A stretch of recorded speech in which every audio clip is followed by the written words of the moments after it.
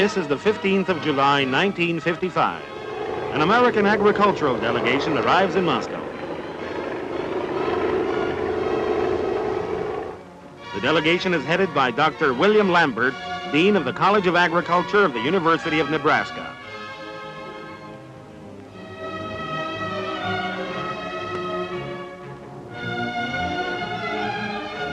At the Vnukovo airfield, the guests are met by top officials of the Ministry of Agriculture of the USSR.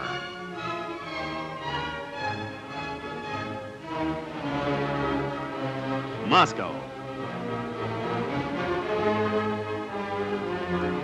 And here they are on the streets of the Soviet capital. There are scientists, farmers, and businessmen among the delegates. They've come to acquaint themselves with Soviet agriculture. Strange as it may seem, but you can learn quite a lot about the subject in question right in Moscow at the USSR Agricultural Exhibition. It's a town in itself with dozens of monumental buildings scattered over a territory of 517 acres. This is the center of the exhibition, called Collective Farm Square. The guests were met and shown around by the director of the exhibition, Nikolai Tsitsin, a well-known scientist. They're looking at academician Tsitsin's new variety of frost-hardy winter wheat that produces very high yields. It was developed by crossing with wheatgrass. The guests are interested in this achievement of the Soviet selectionist. It was pleasant to hear the opinion of a specialist when Dr. Lambert said, Russian wheat is the best initial material for selection. In the Soviet Union, where there are 89,000 collective farms and over 5,000 state farms, great attention is paid to the mechanization and electrification of agriculture. And it is to this that the largest pavilion of the exhibition is devoted.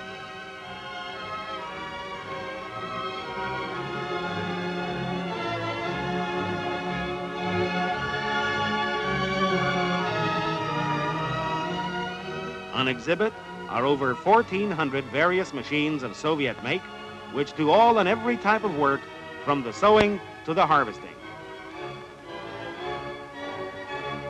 The guests are invited into a special box from which they view the achievements of the best stock breeders in the country. The milk yield of cows such as this is from 2,000 to 3,900 gallons of milk annually.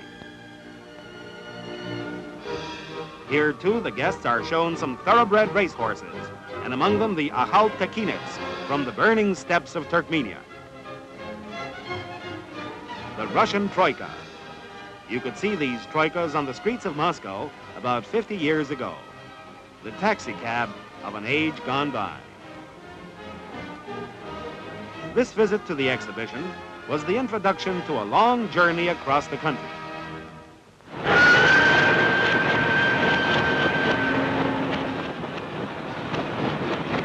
And here they are on the Moscow-Kharkov Express.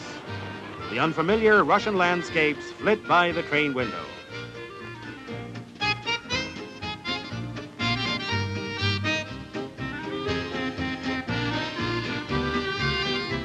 You wouldn't be a correspondent if you didn't have to send off story after story. Mr. Jacobs of Phoenix, Arizona remarked, "Looks like we're going to be in Kharkov soon." Kharkov is one of the largest industrial and cultural centers of the Ukraine. This is not what you'd call an old town. It's celebrating its 300th birthday this year. During the war, it lay in ruins. Now it's undergoing its rejuvenation. The American guests could see on more than one occasion that the Kharkovites are indeed a hospitable people.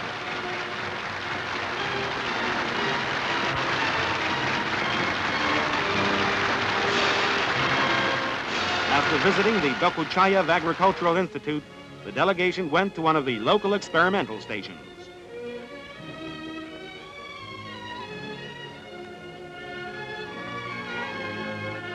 Many varieties of wheat are tested here, including some American ones.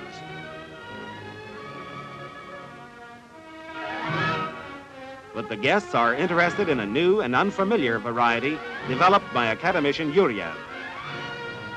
The scientist illustrates its qualities in a very simple way. Ordinary wheat lodged because of rain, while right next to it, the Kharkov 46 variety stood the test. That's very good wheat, but its creator is not quite satisfied. So far, the wheat does not thresh any too well, but that's only so far.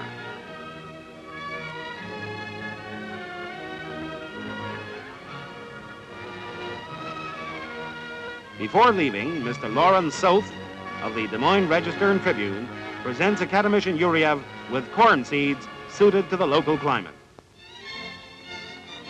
Knowing that the guests are interested in cattle breeding, the Kharkovites invite them to the Ukrainka experimental farm.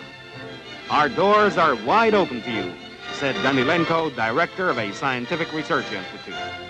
However, this was obvious without words.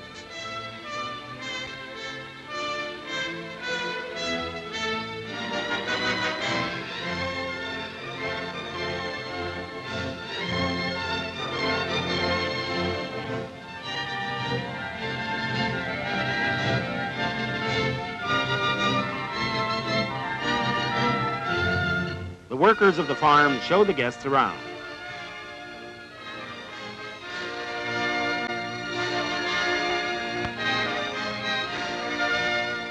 The cow sheds are empty, for the cattle is out on summer pastures.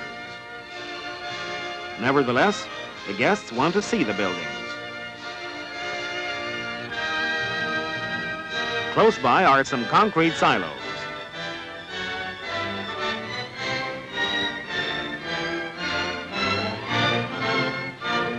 To take a look at the animals, they had to go to the summer pasture, or camp as it's called.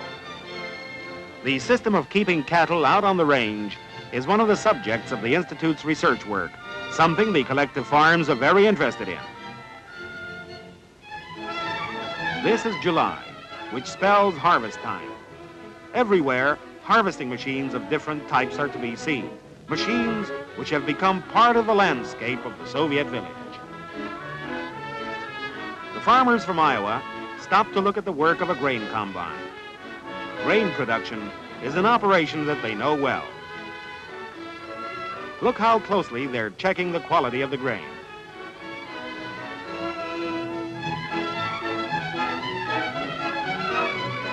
Another interesting thing about Kharkov is that it's the home of one of the largest agricultural machine building enterprises, the Kharkov tractor plant.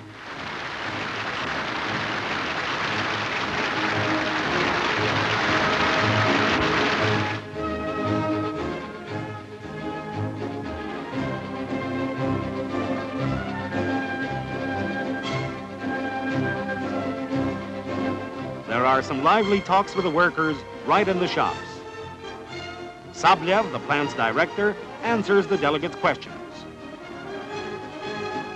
The assembly line. Here, everything goes its usual and familiar way. And what about a Kharkov tractor in use?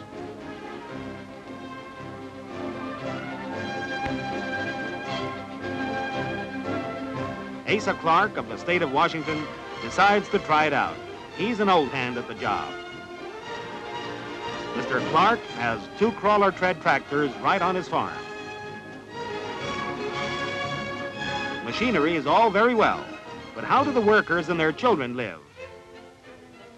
The plant's children's sanatorium is situated in the suburbs of Kharkov and is open the year round. Every 2 months, the next group of 275 youngsters comes here for a stay. They are the children of the plant's workers and employees. They're getting along fine with these uncles from America. In Russia, children call any strange man an uncle, and they don't have to be begged to dance either.